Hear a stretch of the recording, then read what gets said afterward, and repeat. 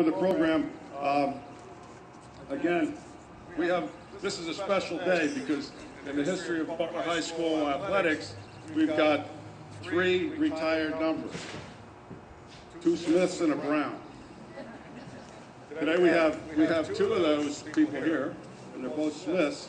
My privilege is that since I've been here, 1957 as a freshman, I've had the opportunity to play with Tom and Jim. And I was the athletic director when Jesse's team won the state tournament, and I was privileged enough to also coach Scott Brown. So I had the best of both worlds. I was able to play, coach, and administrate 3 great teams with 3 great athletes. I alluded to this before. Tom and Jim and I started at, I don't know, what was the year the Triborough Little League started? Really a long time ago. 1954, I think. Our dads were coaches in the Little League, and they'll tell you the story. We used to not only do the high school play at the Leisure Field, but the Triborough Little League started at the Leisure Field, and we had to put a fence up before every game. And one of our dads had a truck, and we were able to drive it, sort of. And you know, Tom, Jim, and I really started our careers together then. Obviously, we get into the high school. Jimmy and I graduated together. Tom was a year behind us. There weren't many big guys on our team, but he was pretty fast. I was a quarterback. I tell this story, and I'll allude to Scott Brown again.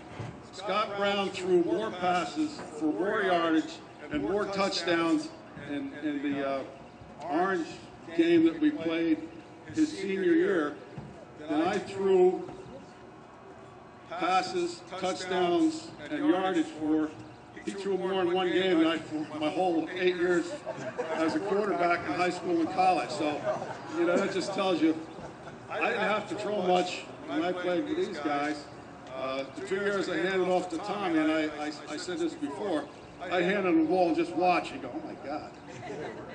We had some pretty good, well, just so you know what I'm talking about, he still holds the records for yards per carry in the history of Butler High School.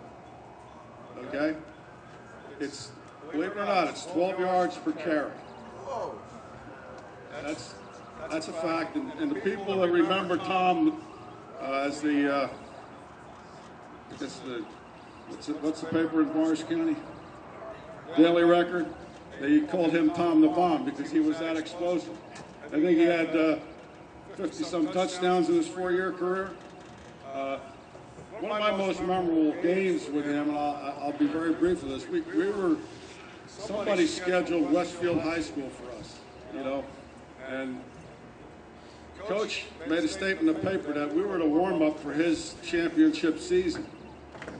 So we go down there, and I think our biggest lineman may have been Pete Marzio, well, hopefully in the near future we'll hear a lot about.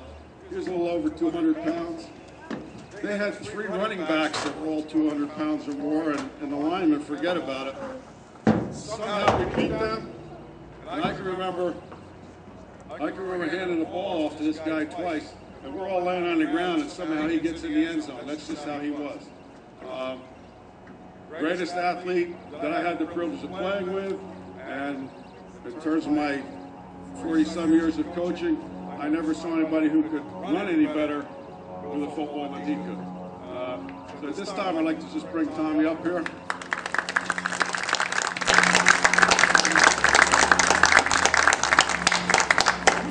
Thanks, Bob, for that kind introduction. Listening to all these receivers,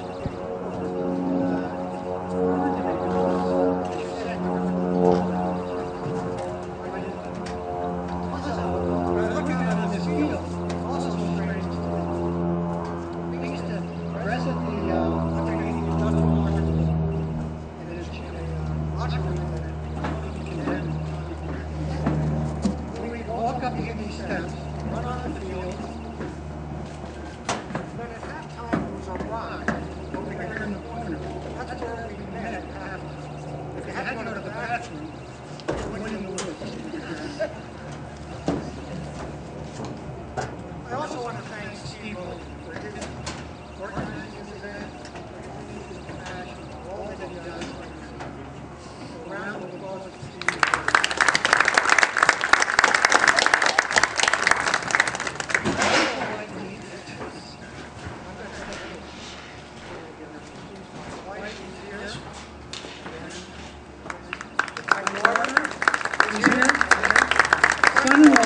here. My granddaughter is here.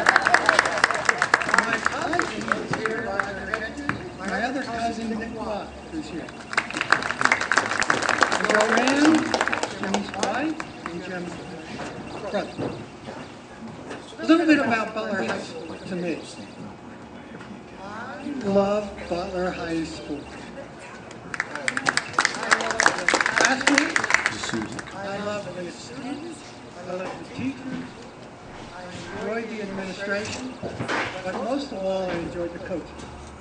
Don Hawkins, Jerry Crane, Rance Hall, and Fred Hawkins.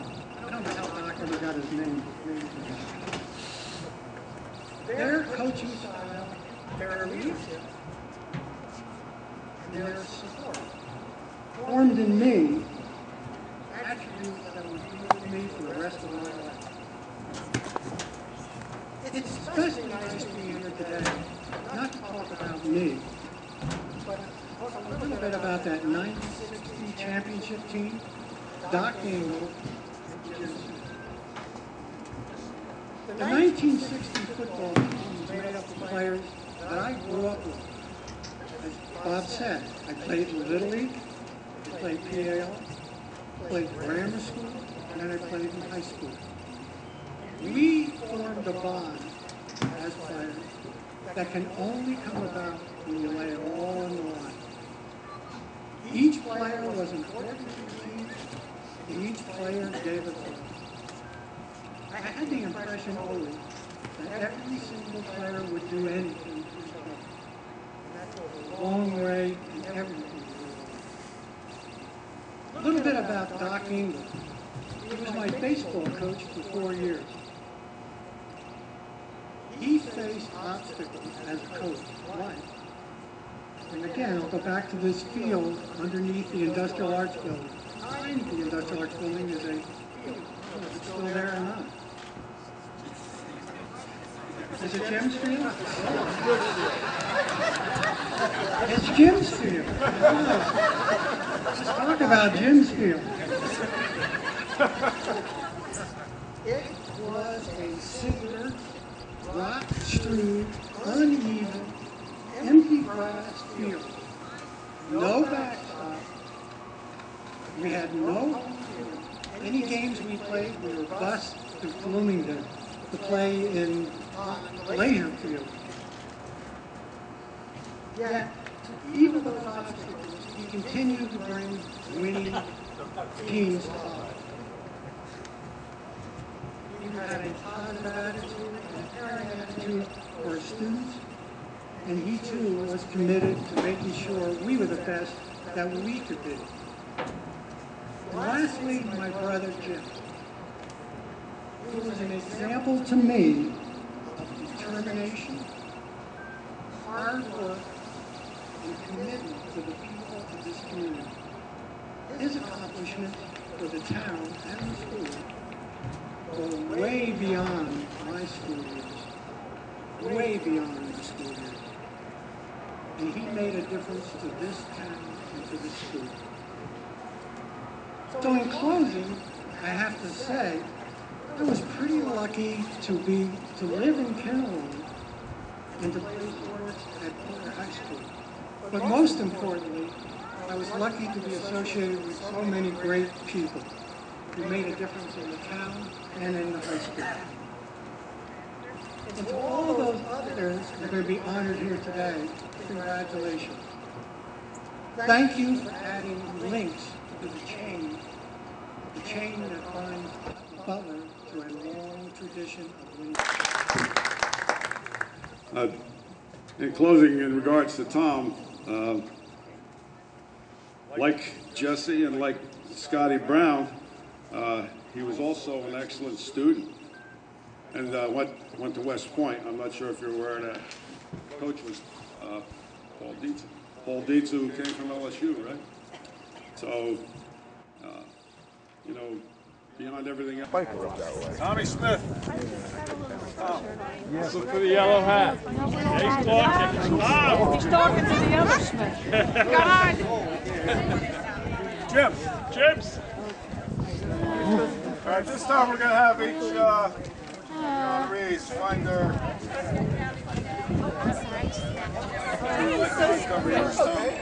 I'm out of control. There I am.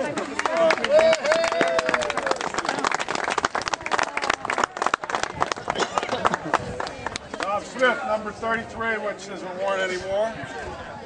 Class of 62, two times All-State, All-American, New Jersey Athlete of the Year. Number retired in 1961.